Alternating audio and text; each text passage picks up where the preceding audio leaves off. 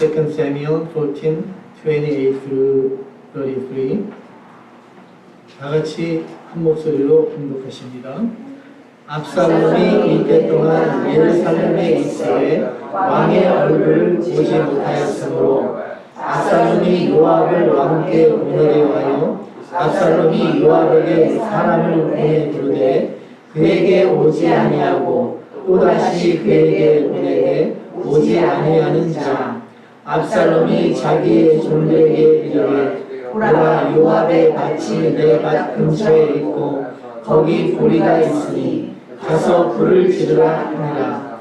압살롬의 종들이 그 밭에 불을 질렀더니 요압이 일어나 압살롬의 집으로 가서 그에게 이르되 어찌하여 내 종들이 내 밭에 불을 질렀느냐 하니 압살롬이 요압에게 대답하되 내가 일찍이 사람을 내게 보내 너를 이리로 오라고 청한 것은 내가 너를 왕께 보내 알게 하기를 어찌하여 내가 그 집에서 돌아오게 되었나이까. 이때까지 거기 있는 것이 내게 나았으리이다 하여 하미로라. 이제는 내가 나로 하여금 왕의 얼굴을 볼 수 있게 하라. 내가 만일 죄가 있으면 왕이 나를 죽이시는 것이 옳으니라 하는지라. 요압이 왕께 나아가서 그에게 아뢰되 왕이 압살롬을 부르니 그가 왕께 나아가 그 앞에서 얼굴을 땅에 대어 그에게 절하매 왕이 압살롬과 입을 맞추니라. 아멘. 모두 자리에 앉아주시기 바랍니다. 한 주간 평안하셨습니까? 네, 옆에 자로 인사 나누시기 바랍니다. 한 주간 평안하셨습니까?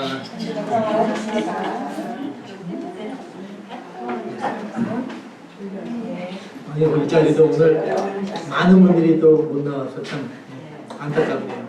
다음 주엔 좀 오셨으면 좋겠습니다. 오늘 말씀의 제목은 압살롬의 입맞춤입니다. 제목 다 같이 해보시겠습니다. 시작. 압살롬의 입맞춤. 이 본문에 보면 다윗과 입맞춤한 압살롬이 나옵니다.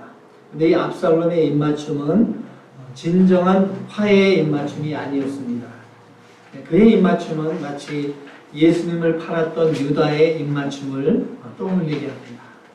왜냐하면 이 본문 바로 뒤에 이어지는 여기 15장 뒤에 15장에 보면 이제 압살롬이 자기가 왕이 되려고 아버지인 다윗 왕을 이제 반역하게 되기 때문입니다. 압살롬의 입맞춤을 통해서 유다의 배반과 우리 예수님의 마음을 함께 살펴보도록 하겠습니다. 본문 28절에서 29절 다 같이 압살롬이 이때 동안 예루살렘에 있으되 왕의 얼굴을 보지 못하였으므로 압살롬이 요압을 왕께 보내려 하여 압살롬이 요압에게 사람을 보내 부르되 그에게 오지 아니하고 또다시 그에게 보내되 오지 아니하는 자. 아멘. 이태 동안, 이태가 이제 2년을 말하는 것이죠. 2년 동안 이제 예루살렘에 압살롬이 있었다. 근데 이제 이 내용, 본문의 내용을 완전히 이해하려면은 앞에 13장부터 내용을 쭉 이해해야 됩니다. 그래서 성경을 읽어보시는 분은 내용을 잘 아시겠지만 모르시는 분들을 위해서 제가 좀 그 전체적인 내용을 좀 간략하게 말씀을 드리겠습니다. 다윗 왕에게 아들이 많이 있었죠. 첫째 아들이 암논이었고 셋째 아들이 압살롬이었습니다. 네, 압살롬에게 다말이라는 누이가 있었는데 아주 아름다운 누이였습니다. 이 첫째 아들 암논이 그 다말에게 그 반해서 강제로 관계를 맺게 되었습니다. 압살롬이 이 사실을 알고 매우 분노해서 암논을 죽이려는 마음을 품게 되었습니다. 그리고 2년 후에 압살롬이 양털을 깎는 날이 되어서 양털을 깎는 날은 큰 잔치를 베푸는 날입니다. 그 당시에 그 형제들을 다 불러서 잔치를 베푸는 그 자리에서 암논을 죽였습니다. 그리고 압살롬은 옆에 구술이라는 나라에 가서 피신해서 숨어 지냈습니다. 3년 동안 숨어 지내고 있었습니다. 근데 다윗의 군대 장관이 그 당시 요압이었습니다. 다윗의 군대 장관 요압이 이제 압살롬을 다시 불러오고 싶었습니다. 그래서 한 지혜로운 여인을 시켜서 다윗 왕에게 나아가도록 했습니다. 이 여인이 상복을 입고 이제 죽은 자 위에 슬퍼하는 것처럼 이렇게 다윗 왕 앞에 나왔습니다. 그리고 다윗에게 말을 하죠. 이렇게 저에게 아들 둘이 있었는데 이 아들끼리 서로 싸우다가 한 아들이 다른 아들을 쳐서 죽였습니다.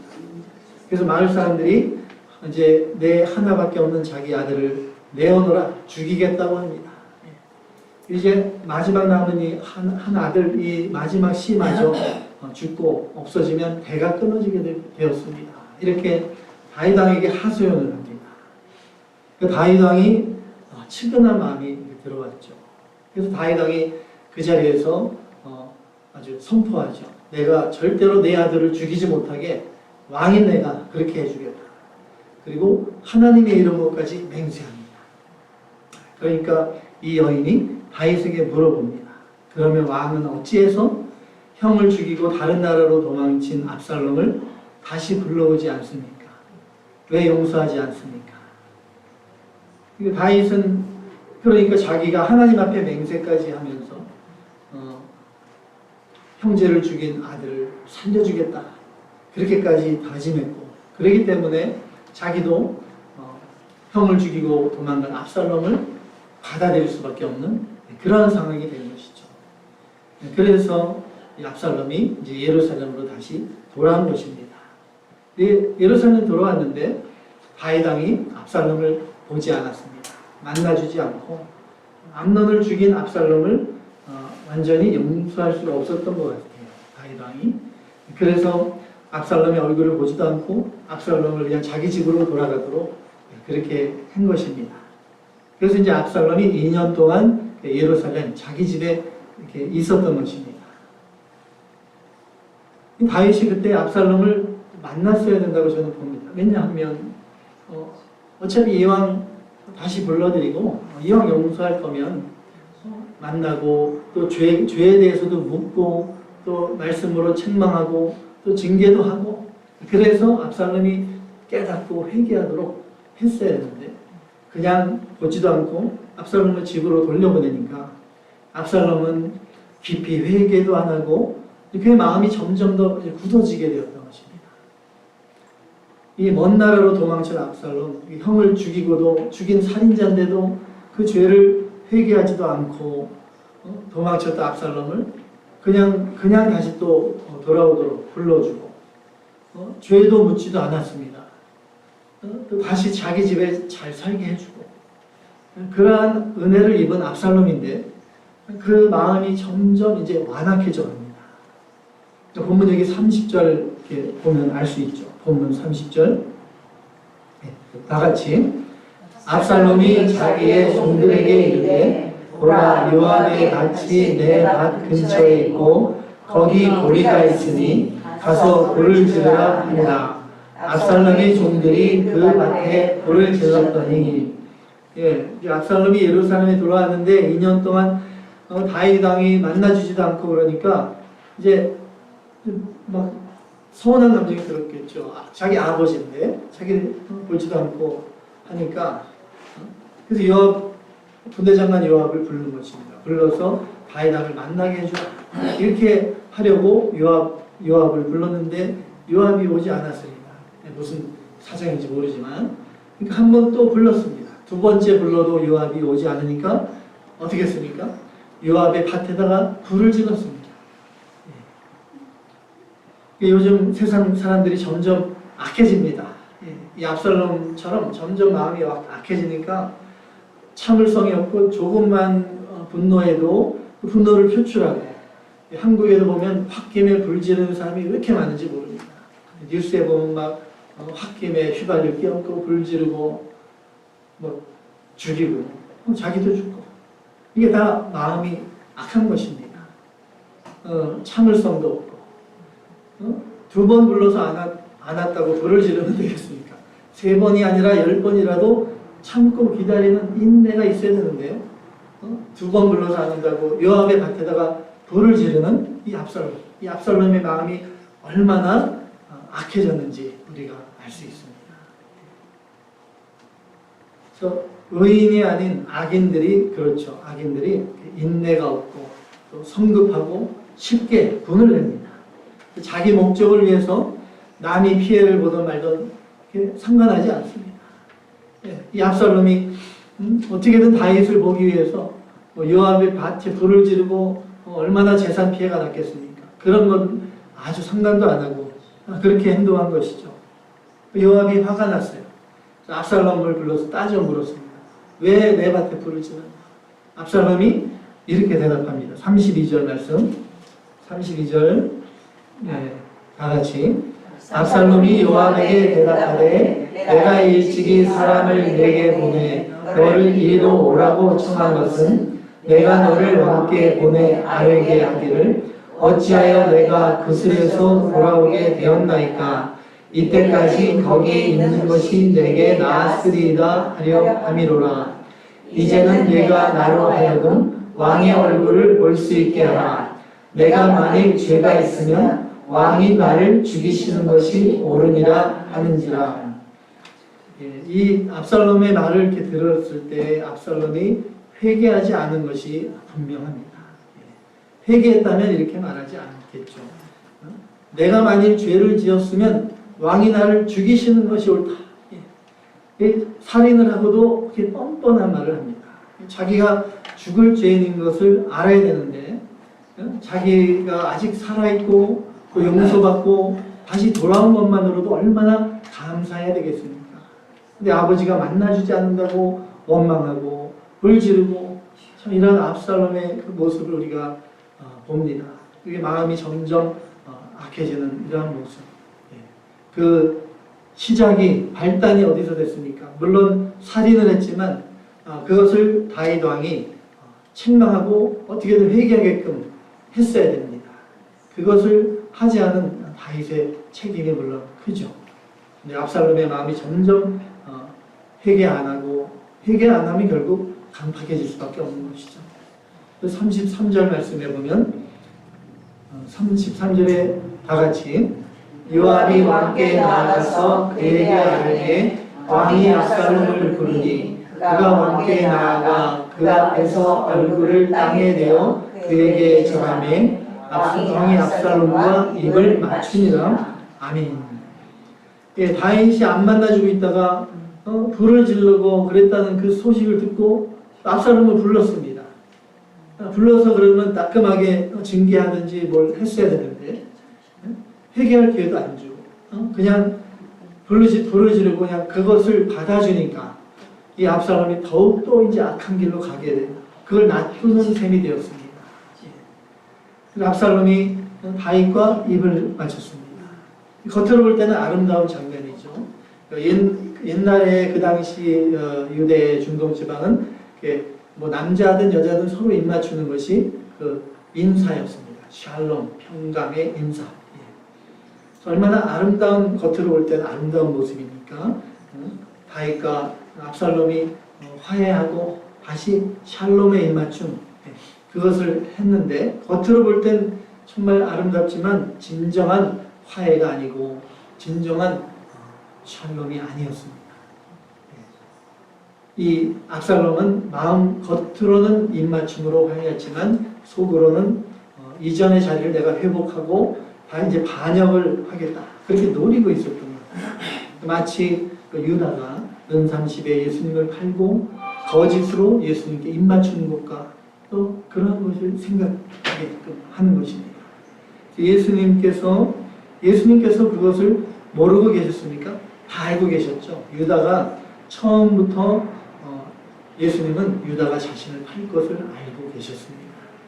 요한복음에 보면 예수님이 다 알고 계신 게 나오죠. 요한복음 6장 70절로 71절 다 같이 예수께서 대답하시되 내가 너희 12를 택하지 아니하였느냐 그러나 너희 중에 한 사람은 마귀니라 하시니 이 말씀은 가룟 시몬의 아들 유다를 가리키심이라.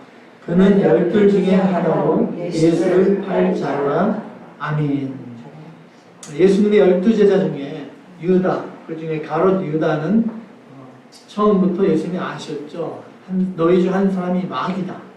유다 자체가 마귀가 아니라 유다의 마음에 마귀가 들어간 것이죠. 마귀에게 이용당한 것이죠. 예수님은 그걸 아셨습니다. 3년 반 동안 함께 다니시면서 다른 제자들처럼 유다에게도 똑같이 사랑을 나눠주시고 또 예수님께서 그 유다를 똑같이 품어주셨습니다.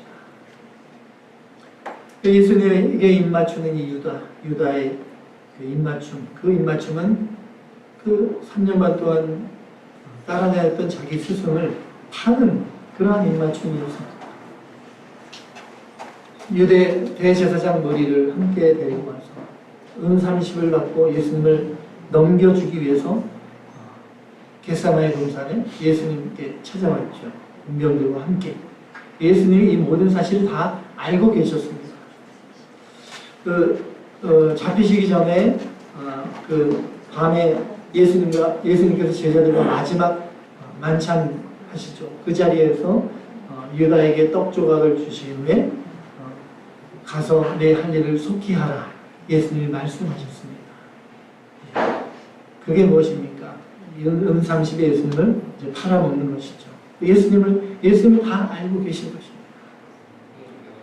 이 압살롬은 아버지 다윗과 이렇게 화해의 입맞춤을 한 후에 보면 바로 이어지는데 15장 1절에 보면 15장 1절에 그 후에 압살롬이 자기를 위하여 병거와 말들을 준비하고 호위병 50명을 그 앞에 세우니라. 예, 아버지 다윗과 화해의 입맞춤하고 나서 바로 돌아가서 이제 압살롬은 무엇을 했습니까? 자기 군대를 조직했습니다. 그리고 이제 15장 2절에 보면 이제 성문 입구에 서서 그 당시 성문으로 많은 사람들이 출입합니다. 특히 이제 그 당시 다윗 왕에게 찾아와서 이제 억울한 일을 송사하려고 찾아오는 사람들을 그 앞에 성문 앞에 섰다가 왕을 모함했습니다. 왕께서 너희들을 재판할 사람을 세우지 않았다. 예, 왕을 그렇게 모함하고 자기가 아주 재판을 해주겠다. 그러면서 포옹하고 입맞추고 그 사람들을 다 그래서 자기 편으로 만들었습니다. 6절에 여기 15장 6절에 보면 그 이스라엘 사람의 마음을 압살롬이 훔쳤다. 이렇게 되어 있습니다. 마음을 훔쳤다. 이 악인들이 이렇습니다. 악인들이 사람들을 미혹해서 자기 편으로 만듭니다. 마음을 훔칩니다. 마음이 혹 넘어갑니다. 이렇게 예수 믿는 사람들도 마음이 혹해서 넘어가서 같이 죄에 빠지는 그런 경우를 많이 봅니다. 악인들을 우리가 그래서 항상 깨어서 경계해야 됩니다. 함께 자기만 죽는 게 아니라 함께 멸망의 길로 가는 것이죠. 이 압살롬이 모든 것을 다 이제 계획대로 준비한 후에 다윗 왕에게 나아가서 한 가지 요청을 합니다. 자기 하나님께 서원한 것이 있는데 그 서원한 것을 갚으려고 하니까 헤브론으로 보내주십시오. 그 다윗 왕이 승낙하죠. 하나님께 서원한 거 갚으려고 하는데 그걸 막을 수가 있겠습니까? 이 압살롬이 이렇게 거짓으로 반역을 하기 위해서 하나님의 이름까지 팔았습니다. 유다가 마치 하나님의 아들 예수님을 은 30에 팔아먹은 것과 마찬가지입니다. 이 압살롬이 이제 자기 사람들 다 모아놓고 이제 헤브론에서 나팔을 불고 이제 자기가 왕이 되었다. 이걸 선포합니다. 이 유다가 마치 그 유대 대제사장들이 이끌고 무리를 앞세워서 예수님을 팔고 예수님은 그 앞에서 잡혀서 마치 그 앞에서 굴복하고 그래서 그들이 승리한 것처럼 그렇게 보였습니다. 예수님이 빌라도 법정 앞에 서서 빌라도 앞에서 사형을 선고받으셨습니다. 빌라도의 뜰에서 예수님께서 채찍에 맞으시고 그 무서운 채찍에 맞아서 살이 찢기시고 피가 흥건히 보이고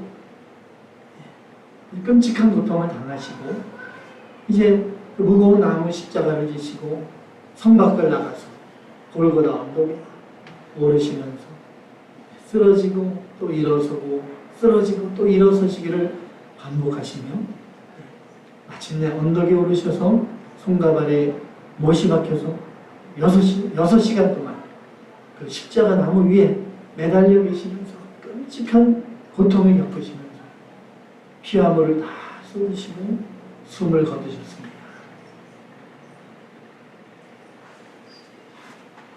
원수들이 승리한 것처럼 이렇게 보였습니다.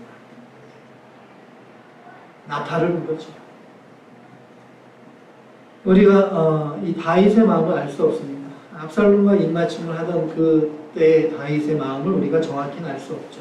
성경에도 정확하게 표현이 없기 때문에 다윗의 마음의 진정으로 압살롬을 용서하지 못하고 하는 수 없이 형식적으로 입맞춤을 했을 수 있습니다. 그렇지만 우리는 그 모습을 통해서 다윗의 모습을 통해서 다윗의 후손으로 오신 예수 그리스도의 마음을 보게 됩니다. 유다가 자기를 처음부터 팔아넘길 것이다 이걸 아시고 또 겟세마네 동산에서 입맞춤으로 자기를 팔을 것이다. 그것이 배반의 입맞춤인 것을 알면서도 예수님은 그 유다의 입맞춤을 받아주셨습니다. 이 압살롬이 사람들의 마음을 훔치고 이제 왕이 되었다 이 소식을 다윗이 들었습니다. 그러니까 민심이 이제 압살롬에게 넘어가는 것입니다. 그러니까 다윗이 자기가 위험해진 거 알았습니다. 그래서 부하들과 함께 황급히 궁궐을 빠져나와서 도망갔습니다. 뒤에 15장 있습니다. 뒤에 15장 30절에 보면 사무엘하 15장 30절 다 같이 다윗이 감람산 길로 올라갈 때에 머리를 가리우고 맨발로 울며 행하고 저와 함께 가는 백성들도 각각 그 머리를 가리고 울며 올라가니라. 아멘. 예, 이 다윗이 이제 도망가면서 기드론 시내를 건너서 감람산 올리브산 그 감람산에 올라가시면서 눈물을 흘렸습니다. 얼마나 신세가 처량합니까? 왕이 되었다 갑자기 쫓기는 도망자가 되어서 맨발로, 그것도 맨발로. 근데 그 처량한 신세보다 더 마음이 아픈 것은 자신을 사랑하는 아들 압살롬이 자신을 죽이고 왕이 되려고 한다는 거예요. 그것을 생각할 때 다윗의 마음이 찢어지듯 아팠을 것입니다. 우리 예수님께서 제자들과 마지막 식사를 마치시고 밤중에 기드론 시내를 건너서 감람산에 오르시면서 예수님의 마음이 얼마나 찢어질 듯 아팠는지 모릅니다. 잠시 후에 자신의 제자인 유다가 자신을 팔아넘길 것, 그걸 미리 아신 예수님. 제자들이 자기를 다 버리고 도망갈 것을 아신 예수님이십니다. 그 배반의 고통, 그 고통에 마음이 아프신 예수님이십니다. 그러나 또 감당할 수 없는 그 십자가의 고통, 그 채찍에 맞는 그 육신의 고통보다 더 아픈 것은 사랑하는 사람들이 자신을 버리고 팔아넘기고 배반한다. 그 사실이 예수님의 마음을 갈기갈기 찢어 놓았을 것입니다.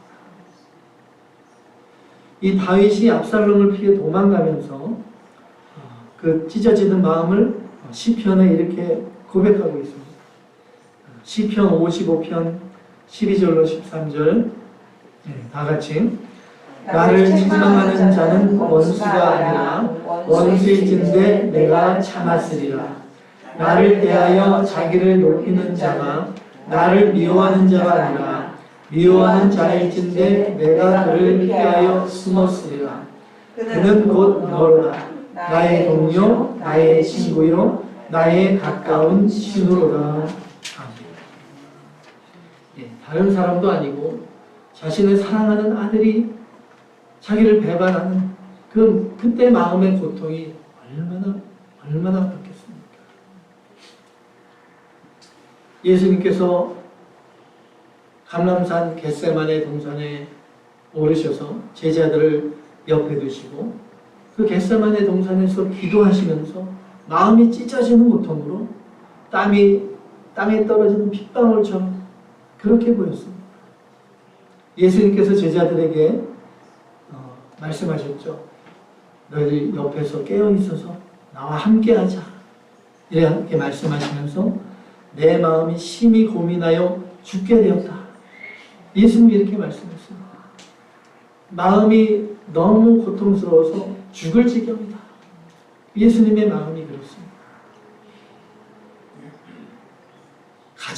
가장 고통스러운 것이 육신의 고통보다 마음의 고통이고, 믿었던 사람, 가장 친한 친구, 사랑하는 가족이 나를 배반할 때 그 고통은 정말 이루 말할 수 없는 고통입니다. 그러한 고통을 혹시 당하신 분이 있는지 모르겠어요. 심히 고민하여 죽을 지경이 되었죠. 정말 나를 그렇게 사랑하고 정말 나를 위해 모든 걸 내어줄 것처럼 그랬던 친구가 나의 대적이 돼서 나를 찌르고 또 뒤에서 나를 모함하고 비방하고 얼마나 너무나 억울해서 잠도 안 오고 마음이 아파서 뜬 눈으로 마음을 지세요.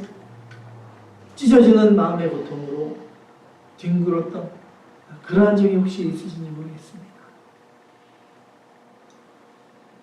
겟세마네 동산에 기도해서 예수님이 말씀하셨죠. 아버지요, 할 수만 있거든 이 잔을 내게서 옮기시옵소서. 예수님은 그 십자가, 채찍에 맞고 십자가에 달려서 끔찍한 고통 당하실 걸 다 아셨습니다. 그런데 더 고통스러운 것이 마음의 고통, 배반당하는 고통, 너무나 참을 수 없고 힘들어서 예수님이 할 수만 있으면 이제 아버지 옮겨주십시오. 그렇게 부르짖으셨습니다. 그러나 내 뜻대로 마시고 아버지의 뜻대로 하소서. 예수님은 그 찢어지는 마음의 고통 가운데서도 정말 죽고 싶은 그 상황에서도 하나님의 뜻이 이루어지기를 원했습니다. 예수님께서 십자가에 죽으셔야 하나님의 뜻이 이루어집니다. 모든 죄인들을 택한 자녀들을 구원하시는 그 하나님의 뜻이 예수님이 십자가에 죽으셔야 이루어지시기 때문에, 그것이 하나님의 의를 이루는 일이기 때문에 예수님께서 그 죽을 고통 가운데서도 내 뜻대로 마시고 아버지의 뜻대로 하옵소서.